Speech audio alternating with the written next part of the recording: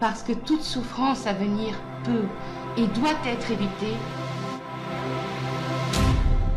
le Parti humaniste veille. Il promeut la non-violence active comme seule option possible pour construire la nation humaine universelle.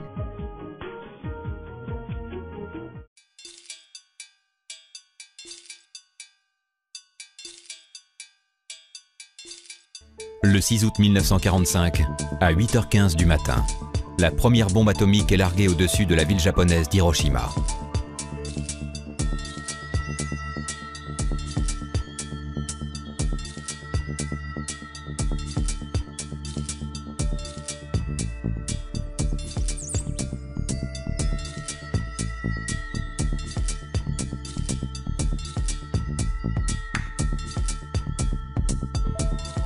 Le monde entre dans l'ère nucléaire.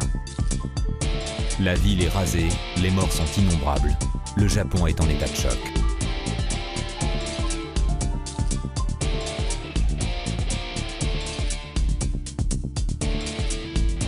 Au Japon, on appelle les survivants d'Hiroshima les Ibakusha, les irradiés.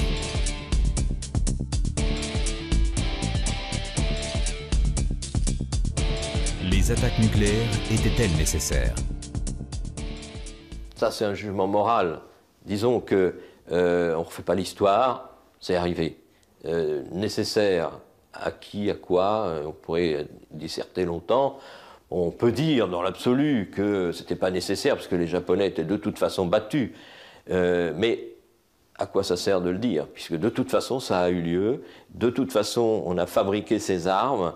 Et la question d'aujourd'hui, c'est comment allons-nous réussir à les mettre de côté, quoi, à les éliminer, et donc à réaliser ce qui est prévu par les États dans le traité de non-prolifération. Sans doute le pressentiment plus ou moins diffus d'une possible confrontation future avec l'URSS a-t-il pesé dans la décision d'utiliser l'arme nucléaire. De plus, il fallait tester les effets de la bombe au plutonium. Les militaires et les gouvernements s'approprient la bombe. L'horreur atomique devient une menace omniprésente dans toutes les négociations futures. Mais on voit bien qu'on est dans l'absurde quelque part. Et cet absurde-là pèse sur notre société d'aujourd'hui.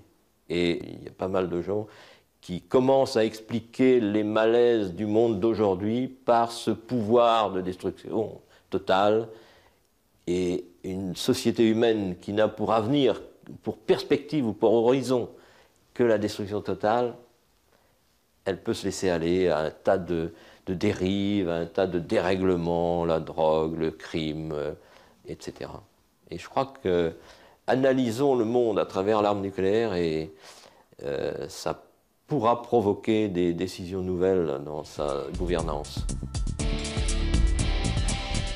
Avant même l'explosion des 2 bombes atomiques, le Japon était à genoux.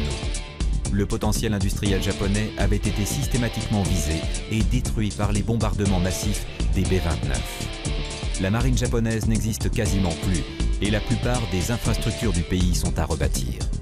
Les approvisionnements en matières premières et en produits pétroliers sont coupés.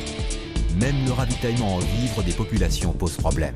Pour le Japon, l'année 1945 est considérée économiquement comme une année zéro. Tout est à reconstruire. Et ce qui n'est pas détruit est à reconvertir.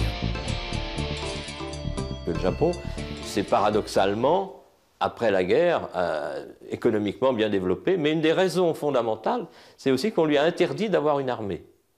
Et tous ces investissements industriels ont été consacrés à l'industrie, à l'activité économique civile, et on sait ce que ça a donné du point de vue économique.